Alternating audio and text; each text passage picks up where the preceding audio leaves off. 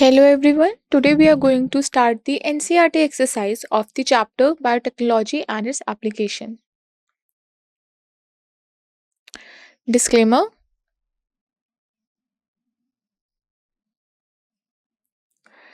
So, what we are going to learn from today's class? So, our learning objectives will be that we will explore and understand the fundamental concepts of the chapter 10 Biotechnology and its application by working through the NCERT example. So, we will we will solve the NCERT exercise questions, okay, and then we will understand its different concept of this chapter, which is biotechnology and its application. So, what is today's index? So, we are going to solve question number 1 to question number 12 of this chapter, which is biotechnology and its application, NCERT exercises. So, let's get started. So, first question.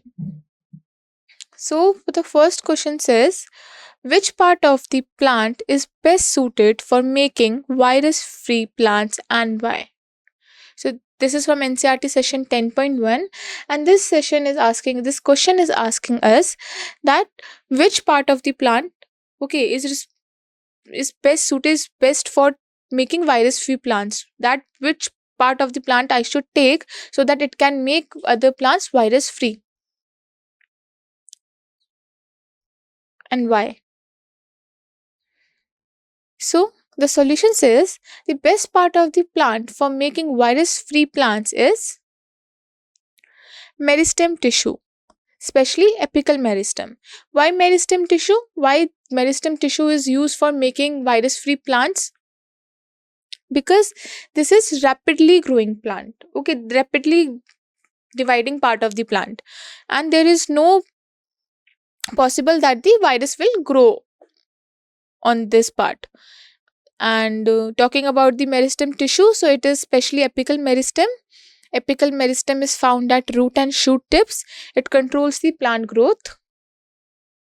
So it as shown in the figure, you guys can see this is the apical meristem and this is the root apical meristem. These are the different parts of the apical meristem. Okay, and this is the root apical meristem. What you guys need to know is that this is like the apical meristem is the part where the cell is dividing. Okay, and this part is responsible for making virus free plants. These other portion, that this axillary bud, we know that this is the bud, and this leaf primordium and protodome, these are the different parts which is not like as important for NCERT part. And this root apical meristem, this is again, this apical meristem is showing here. Then this protodome, ground meristem and procambium we have learned in that anatomy chapter, and this root cap we know is used to protect the root tip. Okay, next.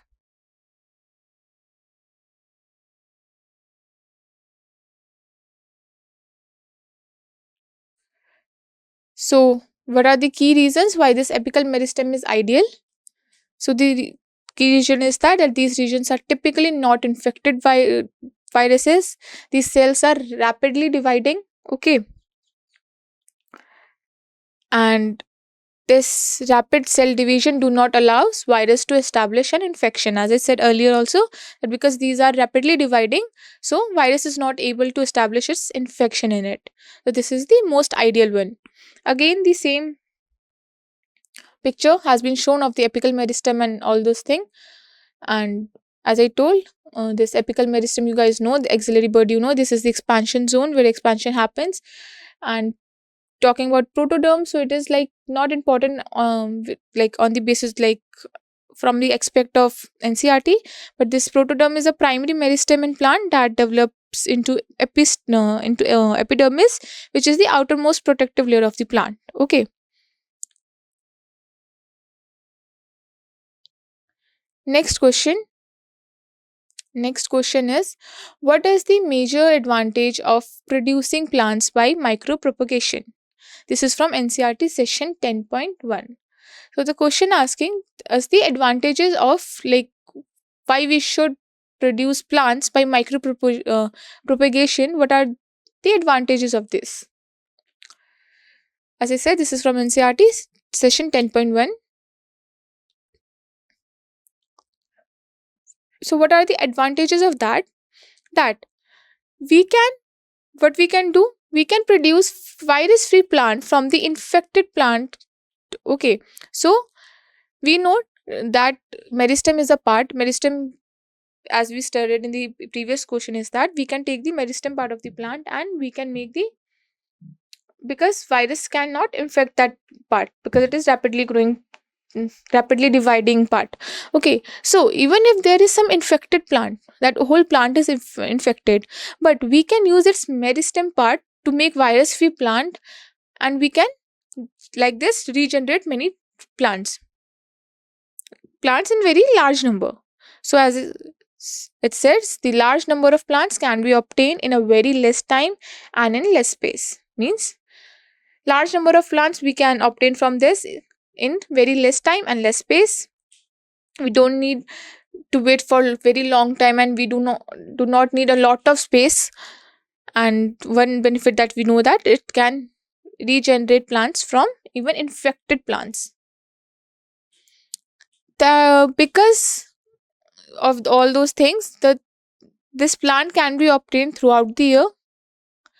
It is an economical and easy method of plant propagation, and this is the pictorial representation of the microcrop propagation, and this has been also been shown in we have studied it in the class, that how we can take the tissue sample, we can scrap the tissue sample from the parent plant. Then what we can do, we can place this tissue sample. Okay, we can place this tissue sample in some growth medium. Here it is agar growth medium, which contains the proper nutrients and all those things which we talked about, like carbon source, inorganic salts, everything, and auxin, that is the plant growth regulator. Then what will happen, sample will develop into tiny plantlets, and this plantlets then can be planted into compost, and from this, like this, a lot of plant can be regenerated. So these are the advantages of the producing plants by micro propagation. Virus free plant we can generate from even infected plant, because we know here what we can do, we can take it from the meristem part of some infected plant, because we know that the meristem part will not be get infected by the virus. Then we can obtain large number of plant in less time and less space, as it is also shown in the figure. We can obtain these plants throughout the year. It is a very economical and easy way, and this is the whole method how we can micro propagate the plants. So now the next question, what does it say? Let's see. This says, find out what are the various components of the medium used for propagation of an explant in vitro are. This is from NCERT session 10.1. Okay, so here before that we guys need to recall what is this explant. We know that what is explant.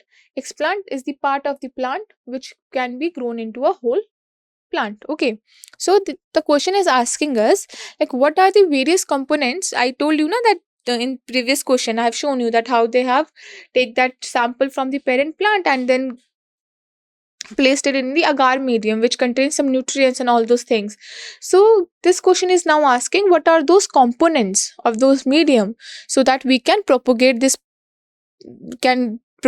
plant. We can, for like, take the explant, which is a part of plant or anything, and then we can grow it into the plant in vitro.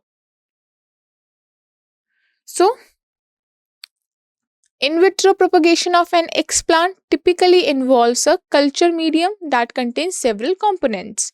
We know that if we want to propagate an explant, we need to have some culture medium which has some important components in it. So first, what are its nutrient medium requirements? First, it should have some carbon source for energy, which here is sucrose, which can be sucrose.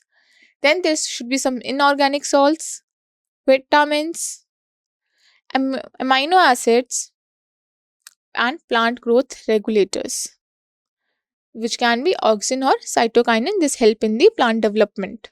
So these all components create an optimum environment for the growth and development of plant tissue in vitro. Means all these factors will provide an environment which is very suitable for the growth and development of those plant tissue in vitro. So this is how these are the nutrient mediums which is required for the propagation of an explant, and how we do that micro propagations advantage we have seen in the previous question. So from these two questions we have a clearance of what is micro propagation, what are the nutrients required in that, what is explant and all those things. Let's go to next question and see what other concept we can more clarify. So crystal of this question says, this is in the NCERT, this is in MCQ form. So this question asks us, crystals of Bt toxin produced by some bacteria do not kill the bacteria themselves because, this is from NCERT session 10.1. So this question is asking us that some like some bacteria had this Bt toxin crystals, okay, and we have talked about in the class like that the how this Bt toxin is used to kill the insects who came to predate this plant, okay. So because, and it is toxic for those insects, but if it is in bacteria, why it is not killing the bacteria itself? It should kill the bacteria also now, because this is an toxic compound, okay. So why it is not killing the bacteria itself? So options are, bacteria are resistant to the toxin. Either this could be one reason that bacteria are resistant to this toxin. Second, toxin is immature, okay. Third is toxin is inactive. Or fourth, bacteria encloses toxin in a special sac. So the answer is C, that toxin is inactive. So it's not like that this Bt toxin is in some special sac in the bacteria or something else. It is inactive in that bacteria. This toxin needed at alkaline pH environment to get activated. So when insect come and have this Bt toxin, their gut have this alkaline pH, and that alkaline pH is able to convert this inactive toxin into active toxin, and that's the reason why this is very toxic to the insect but not to itself, okay. So answer is C, toxin is inactive. In bacteria, the toxin is present in an inactive form called protoxin. This protoxin gets converted into the active form when it enters the alkaline pH of gut of an insect. So next question. Next question says, what are transgenic bacteria? Illustrate using any one of example. This is from NCERT session 10.3 and 10.2. So transgenic bacteria, they contain foreign gene that is intentionally introduced into it via vector. They are manipulated to express the desired gene for the product. These products include various commercial important products, for example, recombinant insulin. So, in yesterday class only, we have talked about what is transgenic animal. So, animals, though whose genetic information has been altered so that they can produce or express a desirable gene. That could be for some product, biological product, that could be for some, you know, study, for disease study, for normal physiology study, for toxicity testing, for vaccine testing, and all like that only. Transgenic bacteria are what? These are the bacteria whose either no, like it's not like that. It means transgenic bacteria are like what? Their genetic material has also been altered, okay. So they contain an foreign gene that has been introduced into it via vector, and this genetic manipulation has been done. Why? So that they can express some desirable gene, and it can be used for some products and all, okay. Because we can't study like some disease and all in micro, mostly in bacteria we can't study it. So bacteria I think is mostly used for the products, one of the most important example is recombinant insulin. So this is a process of making a transgenic bacterium. So this is a bacterial chromosome, this is a plasmid. We can take that plasmid, okay, we can insert our gene of interest into that plasmid, okay. And now that this plasmid, now this recombinant DNA, okay, now it can be inserted into this bacterium, and that the bacterium can transform and become the recombinant bacterium. So this is the process, how it has been done. And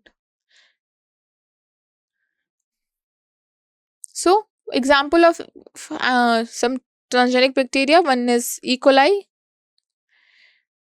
Now let's see like how we can produce the recombinant human insulin.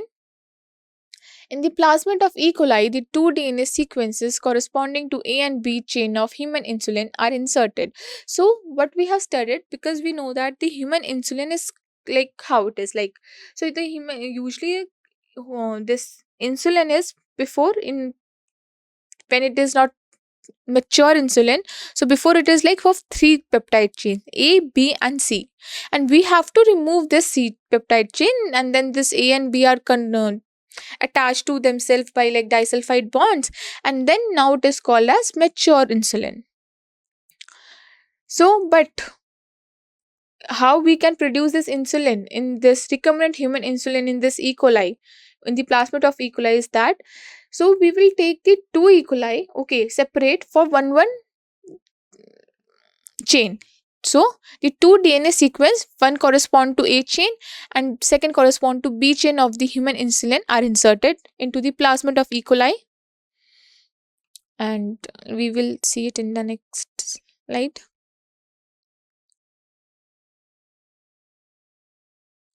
So hence after the insertion of insulin gene into the bacterium, it's become transgenic. Thereafter it start producing chain of human insulin. Later on, these chains are extracted from E. coli and combined to form human insulin. So as I told, separately chain A DNA sequence and chain B DNA sequence has been inserted into this E. coli, and now what will happen? Each of the E. coli will become transgenic by A chain and B chain producing this, and then what happen? Later we will extract this chain from E. coli, and then we will combine it, we will create the disulfide bond between them to form a mature human insulin. So if we will see this picture, we will get to understand it more clearly. So let's see how it happens. So see, this is a plasmid, okay, and this plasmid have what? There is a promoter, then there is a beta galactosidase, this can act gene which can act as a selectable marker, then there is ampicillin resistant acting again a selectable marker, so we can see whether our E. coli has been transformed or not. So this has insulin chain 8 sequence, this other plasmid has chain B insulin, chain B insulin DNA sequence. Now this has been inserted into E. coli, this, then we will culture it, and we will, now what will happen after culturing and all this, we will extract these changes from chains from the E. coli, and we will combine it with the help of disulfide bond, we will create a disulfide bond between them, and now it will act as a active insulin. So this is how we can use this recombinant E. coli, or you can say transgenic bacteria, to produce a product.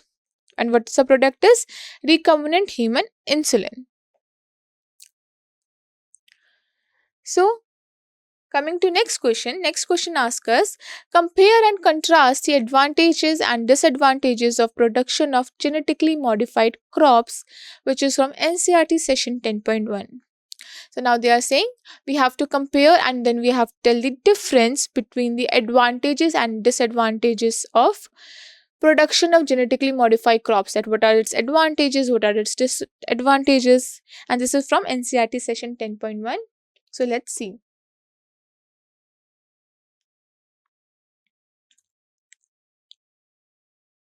So it's in a tabular form, and we can see it here, like what are the advantages. First, what is this benefit of this genetically modified crops? First, we can get the higher crop yields, okay, the yields of the crop will be higher, we can get the more crops, okay, more quantity of crops. Second, we can make it pest and disease resistant.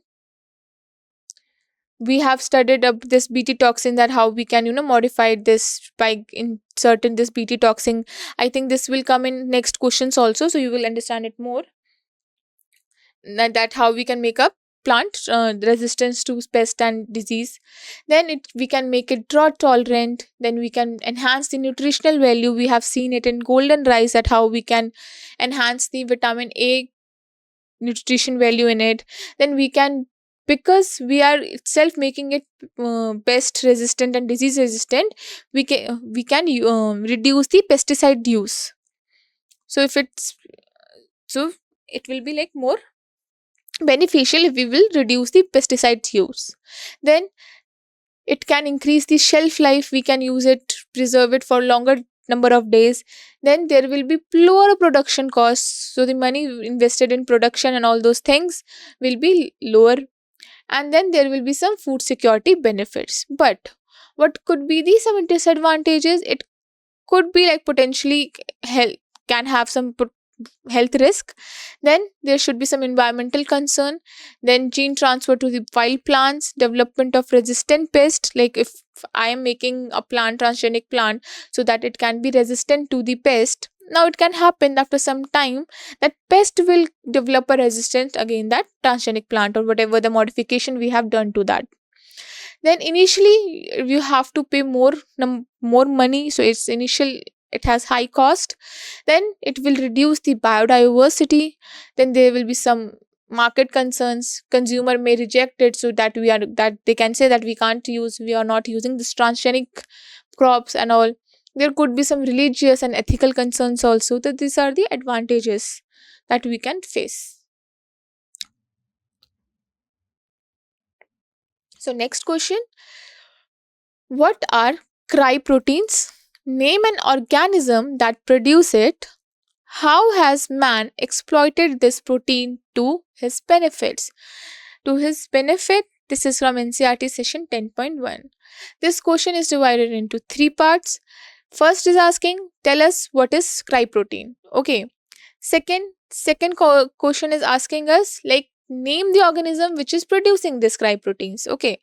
Then it's asking us like how man has exploited it, how man has done some modification to the, not modification, like how man has, modification has been done, but like this question is asking what are the, how man has exploited this protein, has used this protein to his benefits.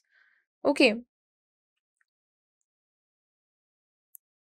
So solution says, first, what are cryproteins? Cryproteins are encoded by cry genes. These proteins are toxin. These toxins are produced by Bacillus thuringiensis bacteria. So, this question is saying cryproteins, which are the proteins which are encoded by this cry genes.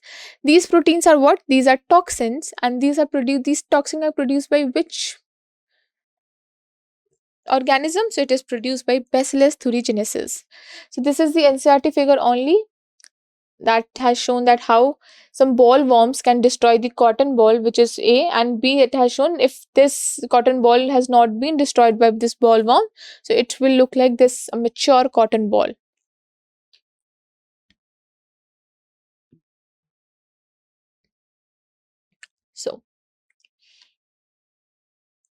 So now how has man exploited this protein? So man has exploited this protein to develop certain transgenic crops.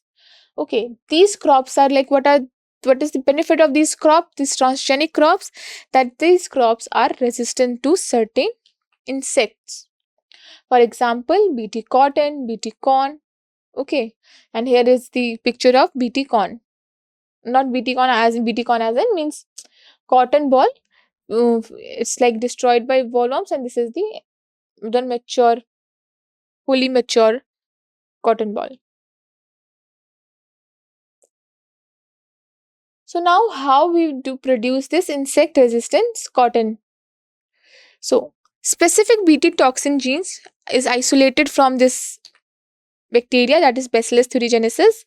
Then this gene was then incorporated into several crop plants such as cotton. The inactive toxin protein is ingested by the insect. Okay. So what happened? So what we do, how we produce this insect resistant cotton plant. First, we will isolate this BT toxin gene from this Bacillus thuringiensis. Now, what we'll do, we will take this toxin gene and incorporate into several crop plants. One of the example is cotton. And now what will happen?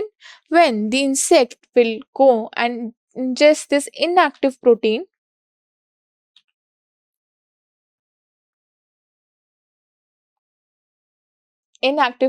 so first what will happen, it will go into its guts. So in insect's gut, because there has an alkaline pH, this inactive toxin is going to get activated because of the alkaline environment. And now what will happen? This will result in lysis of epithelial cells and eventually the death of insect. So epithelial cells will start dying, and what will happen? Eventually what will happen? The insect also die. So this is the action mechanism of beta toxin that you guys can see here, and you will understand it more clearly. Like, see what's happening there. So this is BT pesticide. Okay, now what will happen? This BT crystal is there. Now what will happen? Insect will come and digest it. Okay, ingest it means take it. And what will happen? It will start lysis of its epithelial cells, and eventually by the time after this epithelial cell deaths will start, this species one will die. So this is the whole process. So this process has given in two detail, like how this all insertion and everything, how everything will activate and all those things. But you guys need to understand only this thing, that once this BT pesticide, this insect will go and ingest this BT crystal, it, because of the alkaline pH present in the insect's gut, the lysis of epithelial cells will start. This midgut epithelium barrier will disrupt and all those things happen, and once it is got disrupted, this species man will die, this insect will die.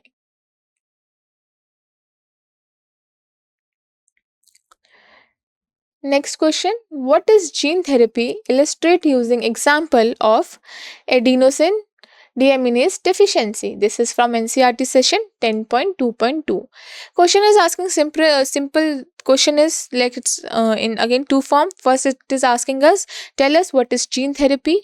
Then it is asking us, we have to illustrate this gene therapy. We have to tell properly, like, what is this gene therapy and everything, why, but with the help of the context of what?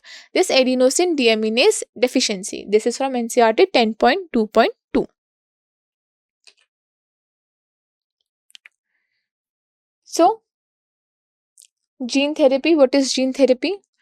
It is collection of methods which allows for the correction of a gene defect that has been diagnosed in a child or embryo. It involves inserting a normal functional gene to compensate for the non-functional one. So, what is gene therapy? It is the collection of method. It is the several methods which allows us what? Which help us to correct the defective gene. The gene which has been defected, it has some mutation, something, and as I told, mutation are of different types, but because of some mutation, some gene defect, we have that person is having some disease and something like that.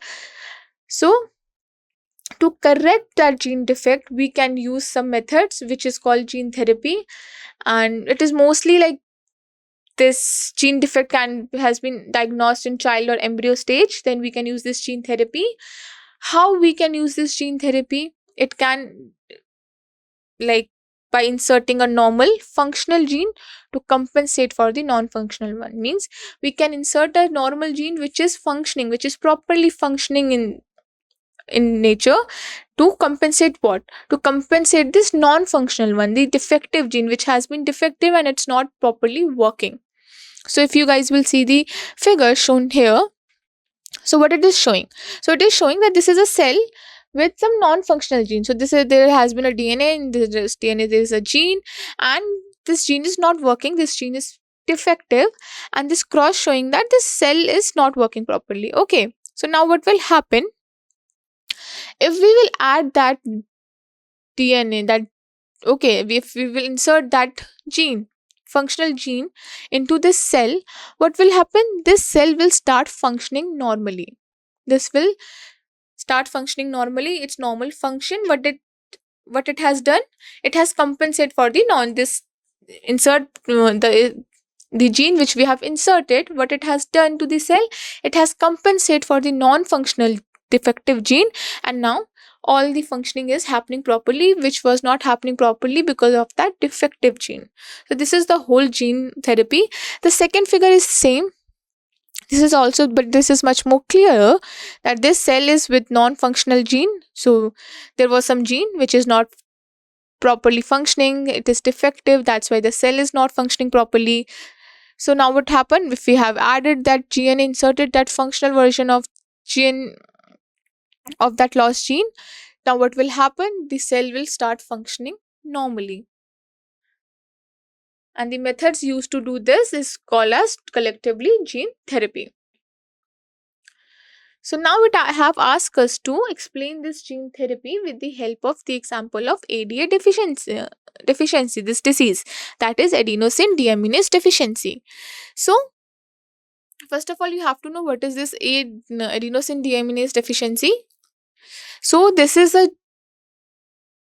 enzyme, okay, which is used, which actually help in the proper functioning of the immune system.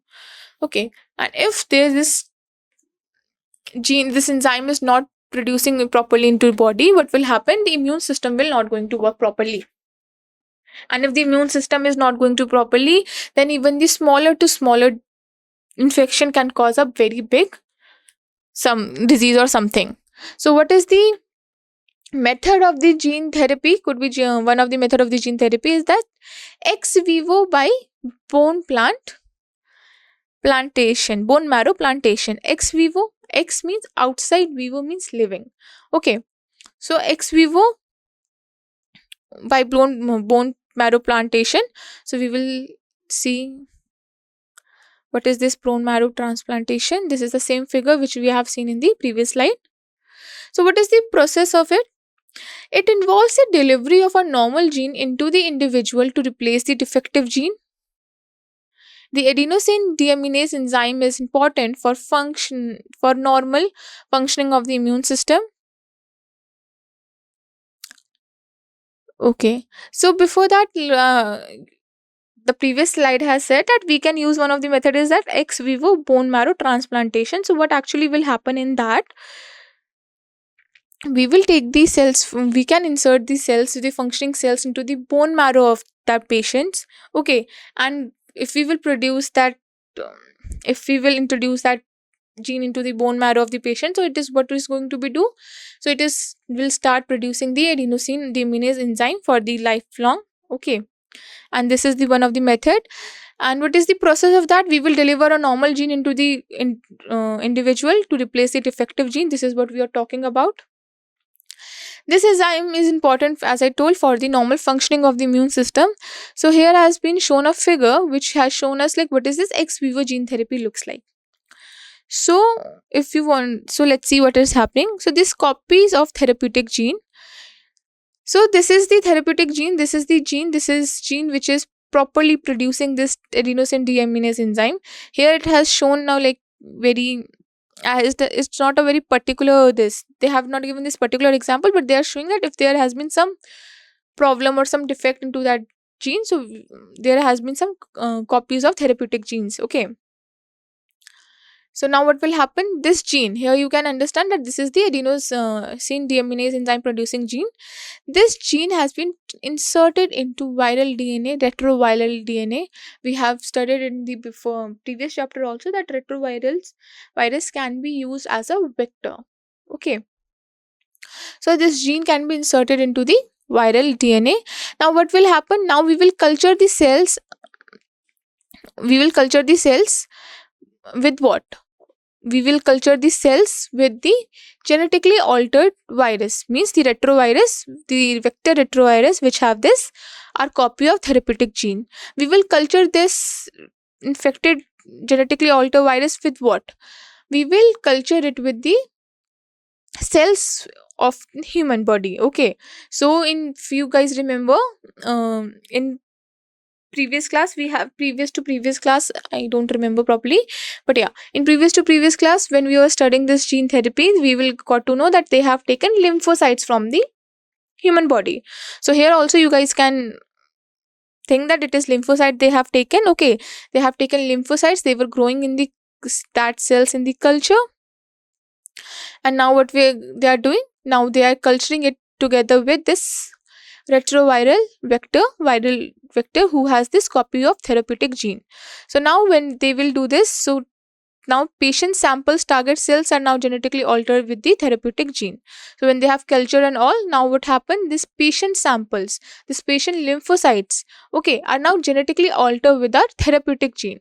So what was our therapeutic gene here? The therapeutic gene here was the adenosine deaminase enzyme producing gene. Okay, now these cells are because now these cells have our this therapeutic genes.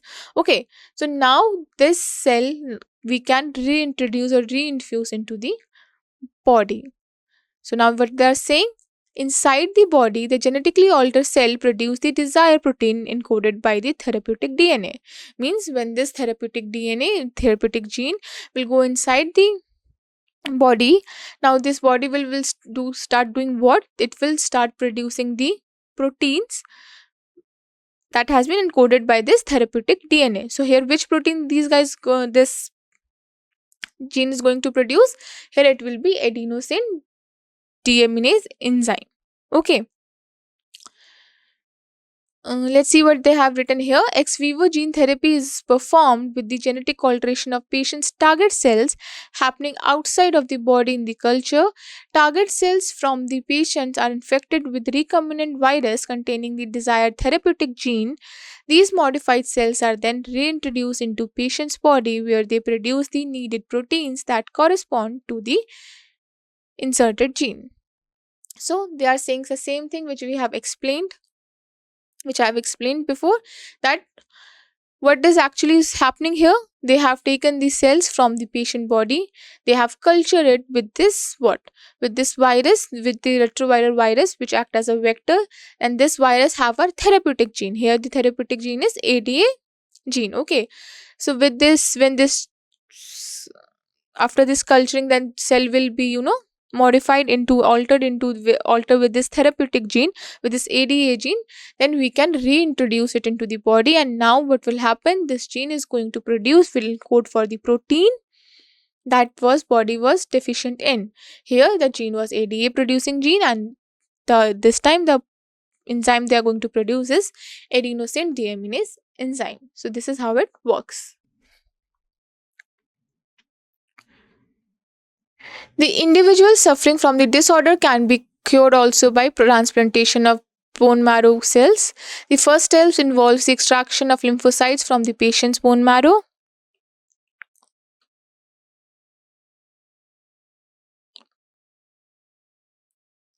Then a functional gene for ADA is introduced into the lymphocytes with the help of retrovirus. These treated lymphocytes containing ADA gene are then introduced into the patient's bone marrow. Thus, the gene gets activated, producing functional lymphocytes and activating the patient's immune system. So, this is the same thing which I have explained before also, that what we can do, we can take the lymphocyte, we can, we can then culture it in the cell, then we can take this retrovirus who has our gene of interest, which is gene for ADA, functional gene for ADA.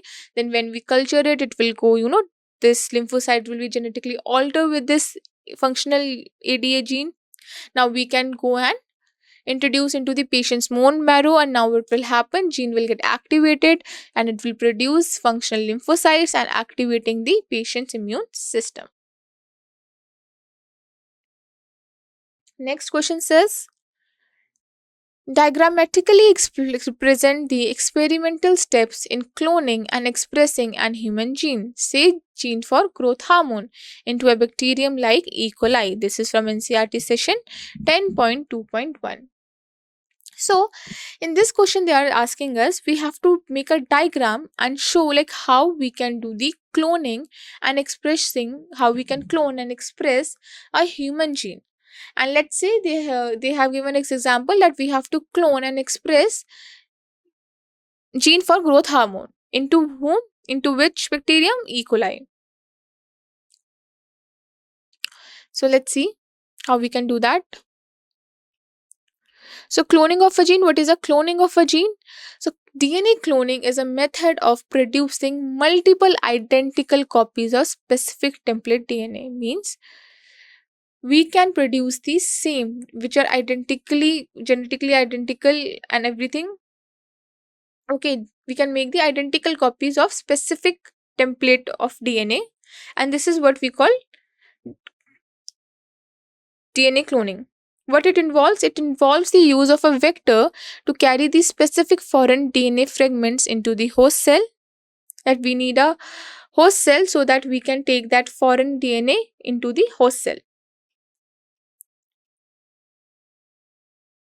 Now, what is the mechanism of cloning and transfer of gene for growth hormone into E. coli is represented below. So here we will see from this diagram that how we can do this. So for example, see, this is a E. coli. E. coli have this chromosomal DNA and E. coli have this extra chromosomal DNA. What it is? It is plasmid. Okay. It can replicate independently from this chromosomal DNA. So we have taken this plasmid. Okay. Then what we have done? Then we have taken the then with the use of the restriction endonucleases, which is the molecular Caesar, we have cleaved this plasmid DNA. Here also, parallelly what we will do, here too we are making plasmid. Here what we are doing, here we have taken from human the growth hormone DNA. Okay. And with the same restriction enzyme which we have used to cut this plasmid DNA, we have cleaved this growth hormone DNA of human. So now what it will do? It will make this this sticky ends with this overhang stretches. Okay. And now what will happen? This cleaved plasmid DNA and cleaved growth hormone gene will go and bind together with the help of ligate together with the help of DNA ligase. Okay, growth hormone DNA fragment is inserted into the cleaved plasmid DNA. Now what we have? Now we have recombinant DNA which is containing which is containing human growth hormone gene. Okay. So as I told, with the help of DNA ligase, but we can do this, we can ligate this both and this will make recombinant plasmid DNA. And now what we will do, we will insert it into the again bacterium. Okay, now we have E. coli with the recombinant plasmid which is containing the human growth hormone gene. And now we can, this we can make the clones of this engineered E. coli. They will be genetically identical to each other. So this is the process how we can make this. We can clone and express an human gene in bacterium like E. coli. So this is the whole process. Next question says, can you suggest a method to remove oil hydrocarbon which is from seed based on your understanding of recombinant DNA technology and chemistry of oil? This is from NCERT session 10.1. So the question is saying, can we suggest a method, okay, so that we can remove oil which is a hydrocarbon from seeds? On what basis? On whatever we have understood from this recombinant DNA technology and chemistry of oil, we have any knowledge, we can apply that and then suggest a method so that we can remove hydrocarbon oil from the seeds. So let's see what is the answer. So we can do this with the help of RNA interference technique. So how we can remove the oil from seed using this RNA interference technique? Let's see. Let's step by step. So what is this interface RNA? It is a natural cellular defense mechanism present in all eukaryotic organism. So it is a defense mechanism, okay, used by cells, and it is present in all the eukaryotic organism. What it actually do, it silence the specific mRNA. Okay, it silence the specific mRNA. How? So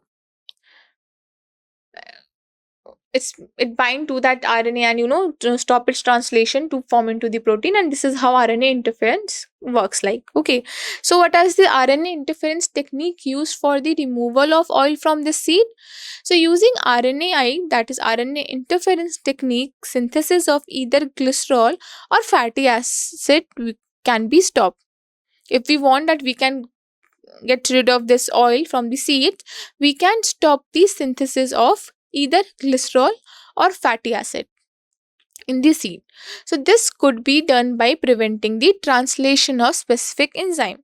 So if we wanted that there should be no synthesis of glycerol or fatty acid in that seed, how we can do this? So we can do this by by preventing the translation of specific enzyme.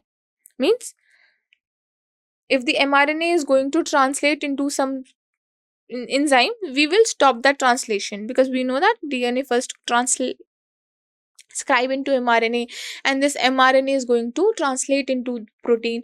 But if we are going and bind to the mRNA, okay, the translation will going to stop. This halting of translation is carried out by, how we can alter this translation is carried out by silencing the mRNA. These enzymes are important for oil synthesis in seeds. Thereby, in absence of those enzymes, oil cannot be synthesized. So, for example, there is a gene, okay, which is synthesizing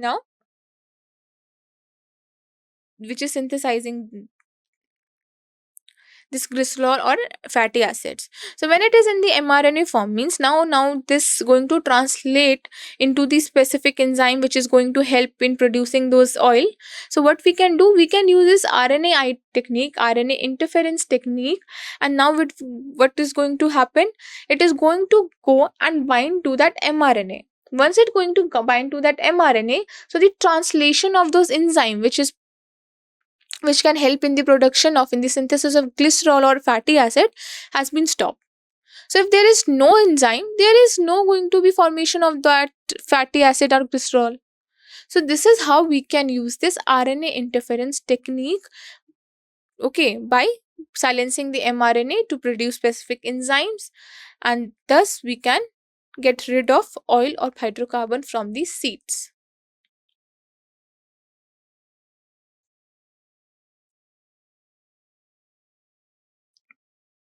Next question says,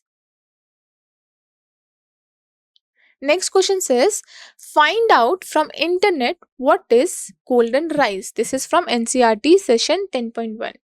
So it is asking us to tell us what is this golden rice is. We have to find it from internet, but we will see here only. So golden rice, what are the properties of the golden rice? It is a genetically engineered variety of rice, or Rhiza sativa. So this is the genetically engineered variety of rice. This rice variety contains beta carotene, which the body converts into vitamin A. So, what is the benefit of this speciality of this rice, this genetically engineered variety of rice? That this rice contains beta carotene. And now, beta carotene will do what? So, now this beta carotene can convert into vitamin A in our body and give us this vitamin A. The rice gets its golden color from this beta carotene only. This color of this golden rice is because of the presence of this beta carotene only.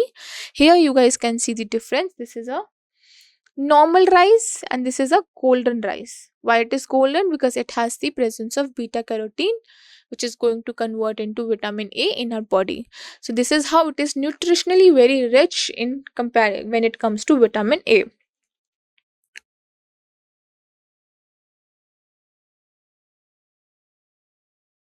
Now, How we have created this golden rice? It was created by inserting genes. It was created by inserting genes from corn and a soil bacterium into rice. This enables the plant to produce beta carotene in its grain. So how we have created this golden rice? We have inserted genes from, we have taken from corn and a soil bacterium. Okay, we have taken those genes from there and we have inserted it into the rice. So now what this gene is now doing is, it will this makes this genes, what did it do to that plant? It enables the plant to produce beta carotene in its grain. This gene is responsible for what? For producing the beta carotene in its grain. This beta carotene has also given this golden color to this rice and also has the ability to convert into vitamin A in our body. So now what are its advantages? It was developed in late 1990s to combat vitamin A deficiency. So this golden rice was developed in 1990s, late 1990s. Why? Because there was lot of vitamin A deficiency in people, and to compensate that vitamin A deficiency, because we know that many people consume rice, okay, lot of rice. So they have created this genetically engineered variety of this rice or Rhiza sativa, and to compensate this vitamin A deficiency. During that time, vitamin A deficiency was a serious health problem in many developing countries, because it's intended to help reduce malnutrition in poor communities where rice is a staple food. So there are many communities, okay, they are not well to do and their staple food is, their main food is rice. And that time they have seen in many developing countries that vitamin A deficiency is causing very serious health problem. We also know that vitamin A deficiency can cause many problems, health problems. And there were lot of people who are suffering from malnutrition, means they have not have proper nutrition in their body, and their staple food was rice. So it came into the mind that we can genetically engineer those rice so that this vitamin A deficiency can be cured, can be overcome. Deficiency of this vitamin A we can overcome. So what they did, they have taken